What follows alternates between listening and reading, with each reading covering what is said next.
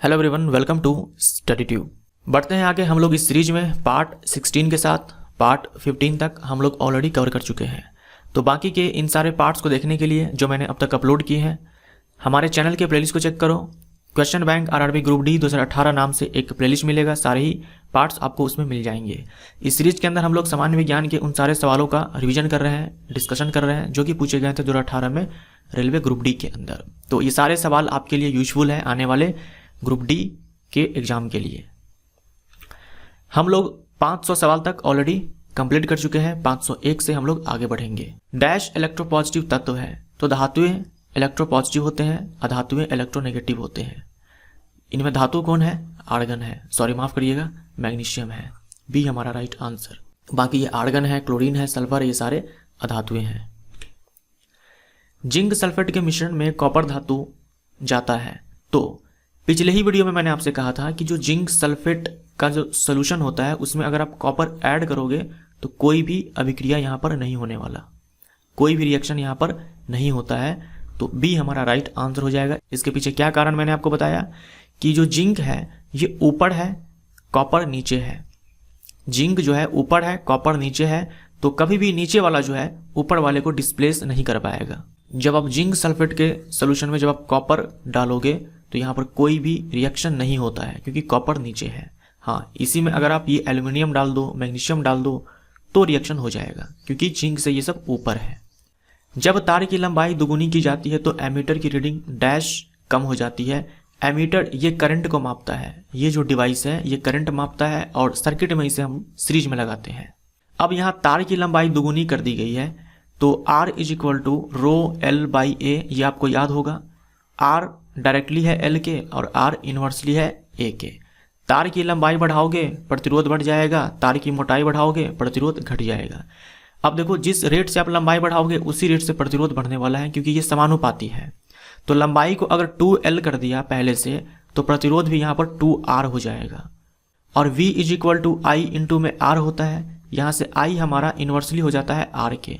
यहाँ देखो क्या होगा, व्युत्क्रम अनुपाती है, इनवर्सली प्रोपोर्शनल है, मतलब जिस रेट से R बढ़ेगा उसी रेट से I घट जाएगा। तो यहाँ देखो R 2R हो गया है, पहले का 2 गुना हो गया है तो करंट पहले का आधा हो जाएगा। हमारा आंसर यहाँ पर B हो जाएगा। 100 किलोग्राम द्रव्यमान वाली एक वस्तु 6 सेकंड में 5 मीटर पर सेकंड से 17 मीटर पर सेकंड के वेग से एक समान रूप में त्वरित किया जाता है। वस्तु पर लगाए गए बल का परिमाण डैश है। बल हमसे पूछा है, बल बराबर होता है द्रव्यमान गुने में त्वरण। हमें त्वरण नहीं दे रखा है, द्रव्यमान दे रखा है, तो हम एक और फॉर्मूला यहाँ पर अप्लाई कर सकते हैं त्वरण के लिए, V माइनस यू और बटे में T। हमें मास दे रखा है 100 किलोग्राम है, हमें V दे रखा है, ये हमारा अंतिम वेग और ये हमारा प्रारंभिक वेग। तो यहाँ 17 और माइनस में 5 हो जाएगा और बटे में समय हमारा यहाँ पर 6 सेकेंड है तो ये 6 हो जाएगा। तो ये 100 हो गया, 17 में से 5 जाएगा 12 हो जाएगा, बटे में 6 आएगा, ये कैंसिल आउट हो जाएगा 2 टाइम्स, तो 200 न्यूटन हमारा राइट आंसर हो जाएगा। अगर आप इसको सॉल्व नहीं करते फिर भी आप बिना सॉल्व किए बी आंसर टिक मार सकते थे क्योंकि आप जानते हो कि बल का जो एसआई मात्रक होता है वो न्यूटन होता है। यहाँ देखो न्यूटन केवल एक ही में लगा हुआ है, बाकी सब में मीटर पर सेकेंड स्क्वायर, ये पास्कल। तो इस हिसाब से बिना सॉल्व किए आप इसको टिक मार सकते थे। यौन प्रजनन में अभिभावक का योगदान डैश होता है। मेल फीमेल ये आपस में फर्टिलाइज करते हैं, निषेचन करते हैं, तब जाकर के बच्चा पैदा होता है ना, बेबी। तो इस बेबी के अंदर 50% जो जीन है ये मेल से आता है और 50% जो जीन है ये फीमेल से आता है, यानी 50% माँ से, 50% अपने पिता से। तो यहाँ हमारा आंसर हो जाएगा बी। गार्ड कोशिकाओं में डैश प्रवाहित होने पर वे फूल जाते हैं जिससे स्टोमेटा का छिद्र खुल जाता है। तो जो पत्तियां होती है, पत्तियों के एपिडर्मिस में स्टोमेटा होता है, स्टोमेटा में गार्ड सेल्स होते हैं, ये गार्ड सेल्स होते हैं और इसके चारों तरफ सहायक कोशिका जिसे हम लोग सब्सिडरी सेल्स बोलते हैं। तो ये जो है आपका ये हो गया सब्सिडरी सेल, ये है आपका गार्ड सेल। गार्ड सेल बोलो या फिर बोल दो रक्षा कोशिका या फिर सुरक्षा कोशिका। अब होता यह है, जब इस गार्ड सेल में पानी कम होता है, इस सब्सिडरी सेल में पानी कम ज़्यादा होता है, तो ये पानी इस गार्ड सेल के अंदर आने लग जाता है। ये गार्ड सेल के अंदर पानी आएगा, और ये जो प्रोसेस है ये ऑस्मोसिस के जरिए होता है, और इसे हम बोलते हैं एंडोऑस्मोसिस, क्योंकि पानी अंदर की ओर जा रहा है। एंडोऑस्मोसिस बोले तो अंतःपरासरण, अंतःपरासरण यानी कि एंडोऑस्मोसिस। जब ये पानी अंदर जाएगा यानी कि एंडोऑस्मोसिस होगा, तो जो कोशिका होती है वो फूल जाती है। कोशिका क्या हो जाती है? फूल जाती है, यानी कि टर्जिड हो जाती है। टर्जिड हो जाती है, जिसके कारण जो स्टोमेटा होता है ये ओपन हो जाता है। स्टोमेटा ये खुल जाता है, रंध्र जो है ये खुल जाता है। इसके ठीक अगर आप विपरीत केस ले लो कि ये जो गार्ड सेल है, यहाँ से पानी बाहर निकल गया, यहाँ से पानी क्या हो जाएगा? बाहर निकल जाएगा। अगर पानी बाहर निकलेगा तो इसे हम एक्सोऑस्मोसिस बोलेंगे, बाह्य परासरण बोलेंगे। बाह्य परासरण होगा तो जो गार्ड सेल है ये फ्लैसिड हो जाते हैं। फ्लैसिड हो जाते हैं मतलब पिचक जाते हैं। फ्लैसिड यानी कि शिथिल हो जाते हैं, पिचक जाते हैं, और इससे होगा ये जो स्टोमेटा होगा ये क्लोज हो जाएगा, स्टोमेटा बंद हो जाएगा। सी हमारा यहाँ पर राइट आंसर हो जाएगा। वनस्पति तेल के हाइड्रोजिनेशन में उत्प्रेरक यानी कि कैटालिस्ट के रूप में डैश का प्रयोग किया जाता है। कैटालिस्ट का काम होता है रिएक्शन के रेट को फास्ट करना। अब यहाँ देखो वनस्पति तेल लिखा हुआ है, यानी कि वेजिटेटिव ऑयल। इस वेजिटेटिव ऑयल से वेजिटेटिव घी बनाया जाएगा। ये जो वेजिटेटिव ऑयल है ये लिक्विड था, अब ये क्या हो जाएगा? सॉलिड हो जाएगा। इसके लिए यहाँ पर करवाया जाता है हाइड्रोजिनेशन। देखो हाइड्रोजिनेशन का मतलब होता है हाइड्रोजन का एडिशन, हाइड्रोजन का जुड़ना, और इसके लिए कैटालिस्ट लिया जाता है, यानी कि इस रिएक्शन को, इस प्रोसेस को फास्ट करने के लिए निकल लिया जाता है या फिर पैलेडियम लिया जाता है। और टेम्परेचर यहाँ पर 200 डिग्री सेल्सियस आप याद रख सकते हो, यानी निकल पैलेडियम के प्रेजेंस में 200 डिग्री सेल्सियस पर टेम्परेचर बढ़ा करके हाइड्रोजन को ऐड किया जाता है। अब ये वेजिटेटिव ऑयल से वेजिटेटिव घी बन चुका है, जैसे कि डालडा होता है। अब यहाँ पर हुआ क्या? ये जो वेजिटेटिव ऑयल था ये था आपका सेचुरेटेड फैट्स यानी कि संतृप्त वसा, यानी इसमें जो कार्बन होंगे उनके बीच में केवल सिंगल बॉन्ड होगा।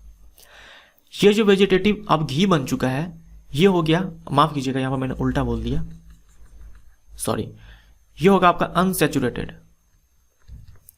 अनसेचुरेटेड फैट्स, यानी कि इसमें कार्बन के बीच में क्या होगा? डबल बॉन्ड होगा, या फिर कार्बन के बीच में ट्रिपल बॉन्ड होगा।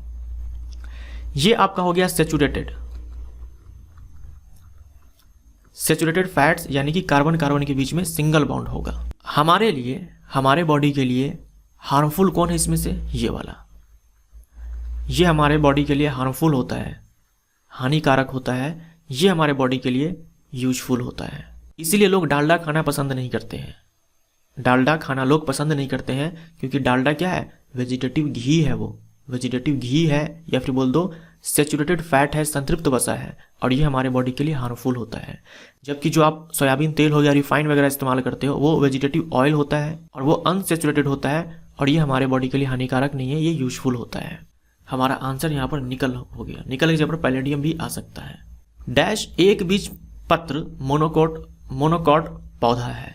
मोनोकॉट्स के एग्जाम्पल आपको याद होने चाहिए। कौन कौन से हैं? कुछ आपको याद रखना पड़ेगा, जैसे कि बैम्बू हो गया, बांस हो गया, राइस हो गया, चावल, गेहूं हो गया, उसके बाद आप केला हो गया, और उसके बाद गार्लिक हो गया, लहसुन, ओनियन हो गया, यहाँ पर आपका शुगर कैन हो जाएगा, मेज हो जाएगा, मक्का, कोकोनट हो जाएगा। ये सारे एग्जाम्पल्स हैं जो कम से कम आपको ध्यान में रखने ही पड़ेंगे। इनमें से कोई सा भी आपसे पूछा जा सकता है। सी हमारा राइट आंसर। बांध में संग्रहित पानी में कौन सी ऊर्जा होती है? तो बांध में जो पानी जमा है, संग्रहित है, उसमें है स्थितिज ऊर्जा, पोटेंशियल एनर्जी। बांध यानी कि डैम। अगर बांध टूट गया तो यही स्थितिज ऊर्जा बदल जाएगी गतिज ऊर्जा में, क्योंकि अब पानी जो है उसमें स्पीड है, गति है। तो अगर गति है तो गतिज ऊर्जा है। वस्तुएं जो अपनी रोशनी स्वयं उत्पादित करती है को डैश कहते हैं।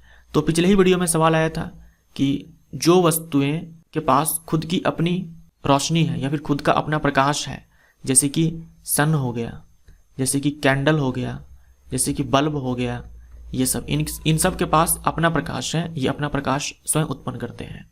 इसे हम बोलते हैं ल्यूमिनस ऑब्जेक्ट। यहाँ पर लिख लेंगे चमकदार वस्तुएं या फिर प्रदीप्त वस्तुएं। और जिनके पास खुद का प्रकाश नहीं है, जैसे कि मून हो गया, अर्थ हो गया, ये सब, तो इसे हम बोलेंगे नॉन ल्यूमिनस ऑब्जेक्ट, यानी कि ये चमकदार वस्तुएं नहीं है। डैश तत्व के बाहरी सेल में 8 इलेक्ट्रॉनों के साथ 3 कक्षाएं होती है। 8 इलेक्ट्रॉन बाहरी सेल में है, तो मैंने आपको कई बार बता दिया कि जो वैलेंस इलेक्ट्रॉन होते हैं वो बाहरी शेल में टोटल इलेक्ट्रॉन होते हैं। तो बाहरी सेल में 8 इलेक्ट्रॉन है, मतलब वैलेंस इलेक्ट्रॉन कितना, 8। और मैंने आपको ये भी बताया कि जो वैलेंस इलेक्ट्रॉन 8 है, ये ग्रुप नंबर 18 के तत्व के पास होते हैं। ग्रुप नंबर 18 में जो तत्व आते हैं उसमें है helium, neon, argon, krypton, xenon, radon, जिसमें हीलियम है जिसके पास केवल 2 इलेक्ट्रॉन है वैलेंस इलेक्ट्रॉन के रूप में। बाकी इन सब के पास क्या है, 8 इलेक्ट्रॉन है। अब यहाँ पर एक चीज और दे रखा है, 3 कक्षाएं होती है। इसमें देखो जो हीलियम है ये आवर्त 1 का तत्व है, जो नियोन है आवर्त 2 का तत्व है, और आर्गन आवर्त 3 का तत्व है। 3 कक्षा मतलब आप समझ रहे हो, ये अगर न्यूक्लियस है तो ये पहला कक्षा, ये दूसरा कक्षा और ये तीसरा कक्षा, ये पहला, ये दूसरा, ये तीसरा। तो याद रखिएगा जितनी कक्षाएं होती है आवर्त संख्या भी उतनी ही होती है। जितनी कक्षाएं होती है आवर्त संख्या भी उतनी ही होती है। 3 कक्षाएं हैं, यानी वो जो तत्व है वो आवर्त 3 में होगा। तो आवर्त 3 में आर्गन है, तो आर्गन हमारा यहाँ पर राइट आंसर हो जाएगा। तो वैलेंस इलेक्ट्रॉन हमें बताएगा कि कौन से ग्रुप का तत्व है, और कक्षाओं की संख्या ये हमें ये बताती है कि कौन से आवर्त का तत्व है। तो 3 कक्षाएं हैं, यानी ये आवर्त 3 का तत्व है, और 8 वैलेंस इलेक्ट्रॉन है, यानी ग्रुप 18 का तत्व है। इस प्रकार से हम लोग चेक करेंगे। किसी वस्तु का भार 20 किलोग्राम है, पृथ्वी में उस वस्तु का भार, पृथ्वी पे उस वस्तु का भार क्या होगा। देखो एक भार दे रखा है, दूसरा भार पूछा है, लेकिन यहाँ पर ये लिख दिया है कि इस भार का मतलब मास है और इस भार का मतलब वेट है। तो वेट बराबर क्या होता है, वस्तु का जो द्रव्यमान होता है और गुने में गुरुत्वीय त्वरण जो होता है। द्रव्यमान 20 किलोग्राम है और गुरुत्वीय त्वरण 9.8 लेना है। तो यहाँ से हमारा आएगा ये 16, ये 19.0, यानी कि 196 न्यूटन। निम्नलिखित में से कौन सा गंधीय सूचक है। गंधीय सूचक बोले तो ऑल्फैक्टरी इंडिकेटर, जो मैंने आपको पिछले वीडियो में बताया था। ऑल्फैक्टरी इंडिकेटर्स के रूप में आपको क्या सब याद रखना है, वेनिला, ओनियन एंड क्लोव। पिछले वीडियो में वेनिला पूछा था, इस वाले में देखो क्लोव दिया हुआ है। सी हमारा राइट आंसर क्लोव यानी कि लौंग। इनमें से कौन सा पुरुषों में पाया जाता है। तो पुरुषों के अंदर तो एक्स क्रोमोजोम भी होता है और वाई क्रोमोजोम भी होता है। पुरुषों के अंदर, मेल के अंदर एक्स क्रोमोजोम भी होता है, वाई क्रोमोजोम भी होता है। यहाँ पर देखो वाई क्रोमोजोम भी दे रखा है और एक्स वाले भी दे रखा है। हम इसमें से कौन सा टिक मारे। तो यहाँ पर सवाल जो है क्लियर नहीं कर रहा है। सवाल को यहाँ पर यह होना चाहिए था, इनमें से कौन सा केवल पुरुषों में पाया जाता है, क्योंकि पुरुषों में तो वाई भी होता है, एक्स भी होता है। यहाँ पर तो हमारे दोनों आंसर हो जाते हैं। तो यहाँ पर लगाना पड़ेगा केवल पुरुषों में पाया जाता है, तब जाकर के हमारा आंसर यहाँ पर वाई होगा। तो यहाँ पर केवल लगाएंगे, तब जाकर के यहाँ पर ए आंसर टिक करेंगे। और वही जो महिला होती है उसके अंदर केवल एक्स और एक्स होता है। ये है हमारा सेक्स क्रोमोजोम। ये क्या है, सेक्स क्रोमोजोम। तो महिला के अंदर सेक्स क्रोमोजोम्स एक्स एक्स होता है, जबकि पुरुष के अंदर एक्स भी होता है और वाई भी होता है। ध्वनि निम्नलिखित में से किस माध्यम में सबसे तेज यात्रा करती है। तो ध्वनि सबसे तेज चलती है ठोस में, उससे कम तेज चलती है द्रव में, और सबसे कम तेज चलती है गैस में। ठोस हमारा राइट आंसर हो जाएगा। वैक्यूम में ध्वनि नहीं चलती है, लेकिन वैक्यूम में प्रकाश चलता है। कार्य होता है यदि डैश है। कार्य होता है यदि ऊर्जा है। कार्य करने की क्षमता को हम लोग ऊर्जा कहते हैं। मतलब कोई वस्तु कार्य कर रहा है, मतलब उसके पास एनर्जी है। इसी को हम बोल सकते हैं कि एनर्जी है तभी कार्य कर रहा है, एनर्जी है तभी वो काम कर रहा है। तो बी हमारा राइट आंसर हो जाएगा। कार्य करने की क्षमता को हम लोग ऊर्जा बोलते हैं, लेकिन कार्य करने के दर को हम लोग शक्ति बोलते हैं। यानी कार्य बट्टा में जो समय होता है ये शक्ति के बराबर होता है, जो यहाँ पर लिखा हुआ है। शक्ति का ऐसा मात्रक वाट होता है। पृथ्वी की सतह के नीचे फंसी गर्मी को डैश कहते हैं। जो हमारी पृथ्वी है उसके अंदर जो उष्मा है, हीट है, इसी को हम लोग बोलते हैं जियोथर्मल एनर्जी।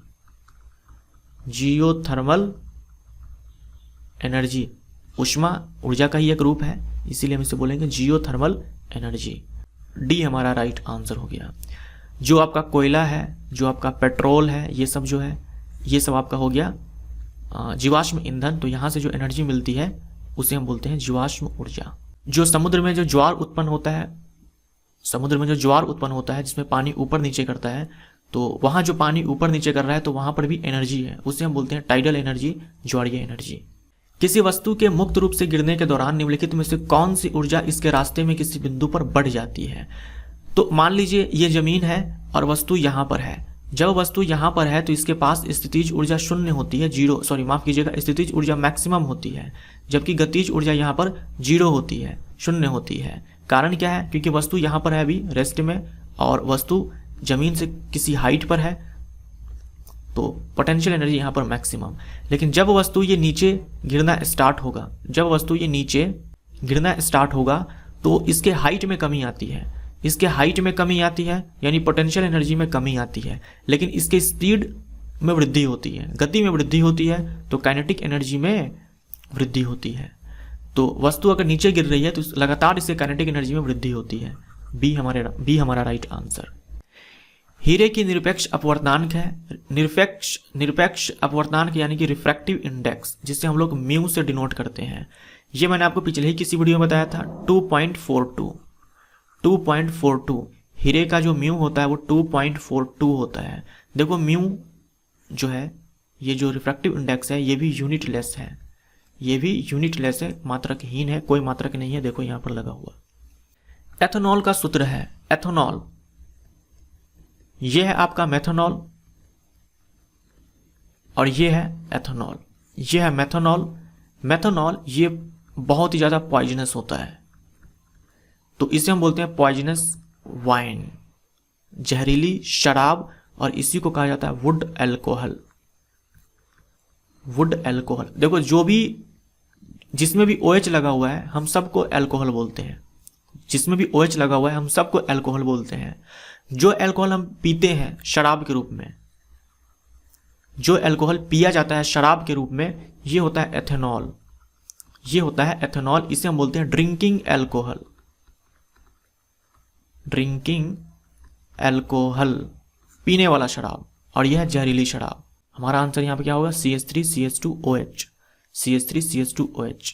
इसी को देखो, ये जो लिखा हुआ है CH3CH2OH, इसी को आप ऐसे लिख सकते हो C2 3 2 5 और 6 C2H5OH, C2H5OH, इसी को हम लोग ऐसे लिख सकते हैं शॉर्ट फॉर्म में C2H5OH, ये D, C2H5OH।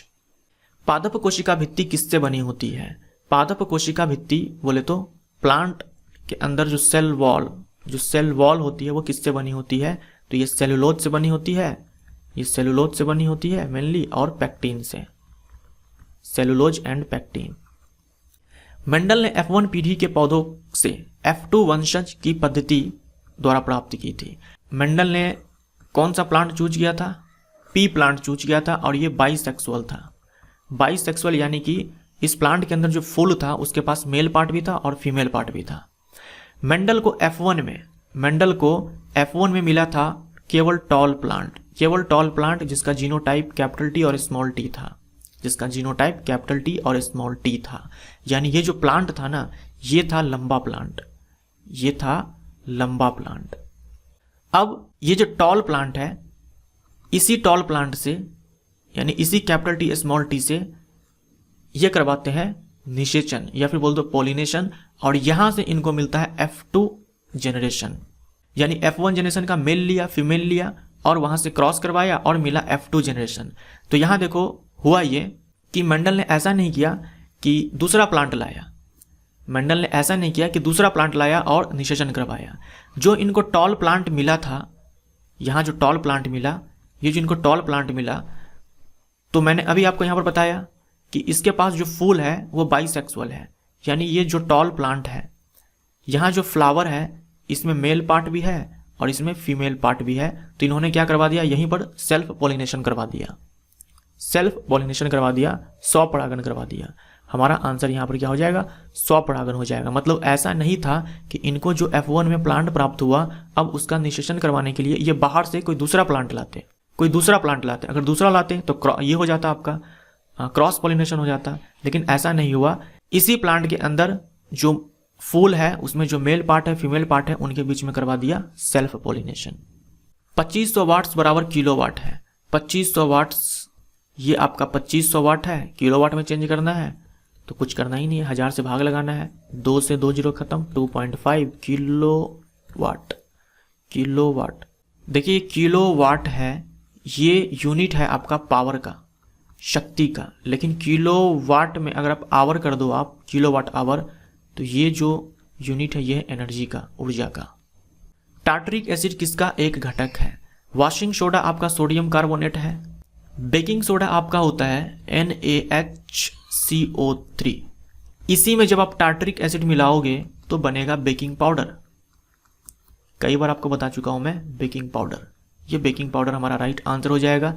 इसी बेकिंग पाउडर को जब आप गर्म करोगे या फिर इसमें जल मिलाओगे तो कार्बन डाइऑक्साइड गैस का उत्सर्जन होता है, जो कि ब्रेड होता है, जो कि केक होता है, इसको ये सॉफ्ट करता है और स्पॉन्जी करता है। सिरका क्या होता है? सिरका होता है 5 to 8% एसिटिक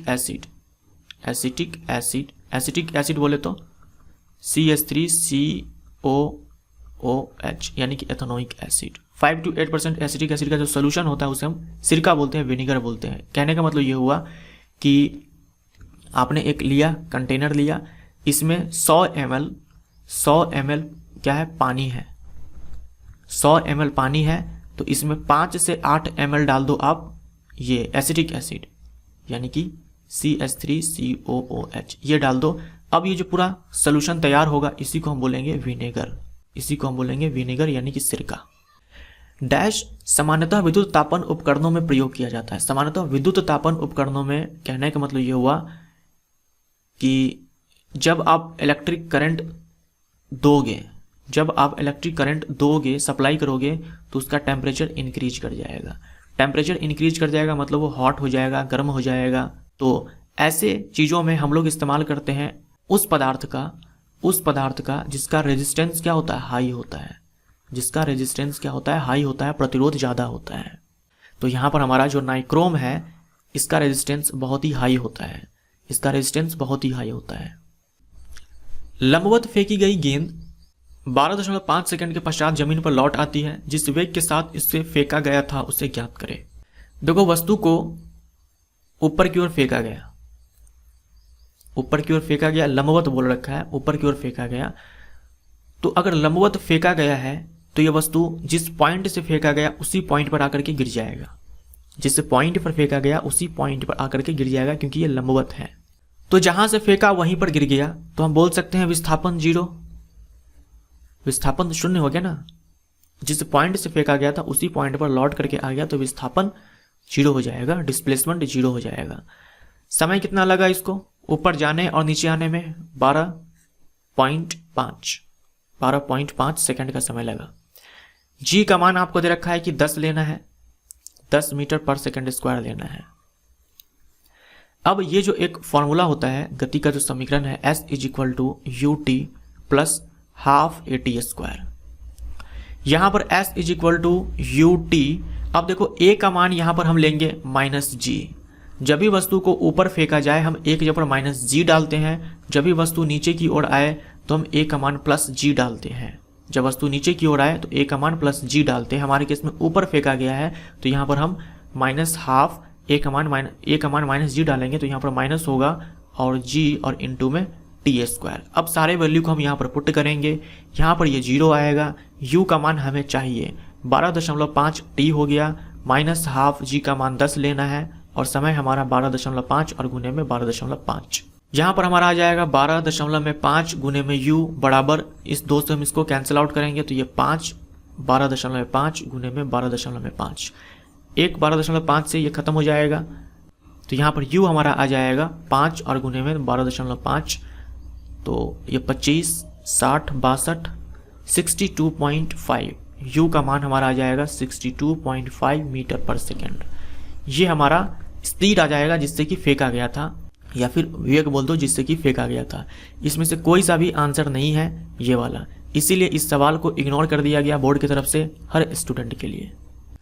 दिए गए ताप पर ध्वनि की गति डैश में अधिकतम होती है। अब किसी टेम्परेचर पर बताना है कि इनमें से किस में जो ध्वनि की स्पीड है, साउंड की स्पीड है, ये अधिक होती है।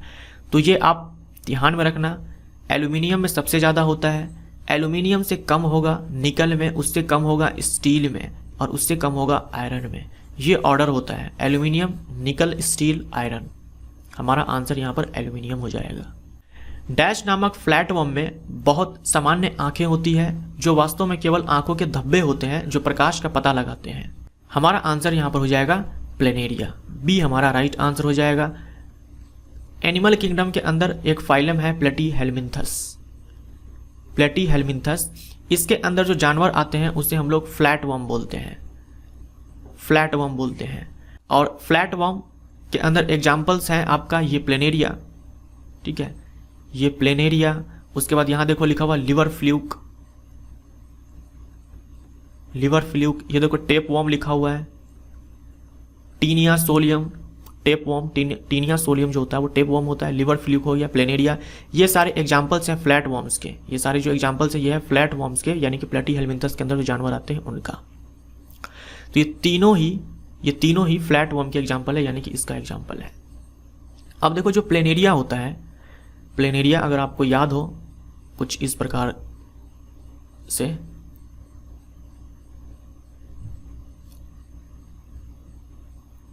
ऐसे ये प्लेनेरिया है। यहां आप देखो ये है आई स्पॉट, एक्चुअल में ये आई नहीं है, जैसे कि हम लोगों के पास है कि हम बाहर के दुनिया को देख पाते हैं। ये आई स्पॉट है और ये है फोटो रिसेप्टर, यानी कि ये इसका सेंसरी पार्ट है, जो लाइट को सेंस करता है, कि लाइट किस डायरेक्शन से आ रही है और उसकी इंटेंसिटी क्या है, उसकी तीव्रता क्या है। प्रकाश की तीव्रता का पता लगाते हैं इस आई स्पॉट के जरिए।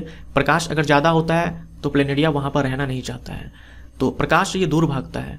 तो ये जो आई स्पॉट है ये प्रकाश का पता लगाता है प्लेनेरिया के अंदर। बी हमारा राइट आंसर हो जाएगा यहाँ पर, बी। ये जो स्कैरिस है ये क्या है, ये स्कैरिस मैंने आपको बताया था, ये है राउंड वॉर्म, यानी कि एस्क हेल्मिन्थस का ये जानवर है स्कैरिस। 200 ग्राम द्रव्यमान वाली एक वस्तु का उसकी 10 जूल गतिज ऊर्जा के साथ संवेग होगा। काइनेटिक एनर्जी बराबर हाफ mv² होता है। एक और फॉर्मूला होता है p² / 2m। यहाँ पर हमें देखो संवेग निकालना है, और जो गतिज ऊर्जा है ये हमें दिया गया है 10 जूल है, ये हमें 10 जूल दे रखा है। संवेग हमें चाहिए और द्रव्यमान हमें दे रखा है 200 ग्राम। अब याद रखना 200 ग्राम है तो इसको केजी में बदलना होगा, क्योंकि हमारे पास जो मात्रक दे रखा है यहाँ पर सारे के सारे एसआई मात्रक है, तो हर एक वैल्यू हम सवाल जब बनाएंगे तो एसआई मात्रक में पुट करेंगे। हमें 10 दे रखा है एसआई मात्रक में और द्रव्यमान दे रखा है सीजीएस मात्रक में, तो इसको हम कैंसिल आउट करेंगे, 1/5 आएगा। तो यहाँ पर हम 1/5 पुट करेंगे तो 5 ऊपर जाएगा, 1 नीचे रह जाएगा। तो यहाँ से हमारा आ जाएगा p² = 20 और अपॉन में 5, यानी कि यहाँ पर 4 आ जाएगा। तो P हमारा आ जाएगा 2 किलोग्राम मीटर पर सेकेंड A। बेंजीन के एक अणु में डैश दोहरे आबंध होते हैं या फिर होता है क्या। बेंजीन का फॉर्मूला होता है C6H6 और इसे हम लोग इस प्रकार से दिखाते हैं, ऐसे भी दिखाते हैं, एक और होता है ऐसे। तो यहां देखो 3 डबल बॉन्ड है, एक यहां 2 और एक 3 डबल बॉन्ड्स होते हैं। और एक चीज और याद रखना, इसमें 12 सिग्मा और 3 पाई बॉन्ड होता है। बेंजीन के अंदर 12 सिग्मा 3 पाई बॉन्ड होता है। तो ये हमारा पार्ट 16 था, ये समाप्त होता है। मिलते हैं पार्ट 17 में। Thank you so much.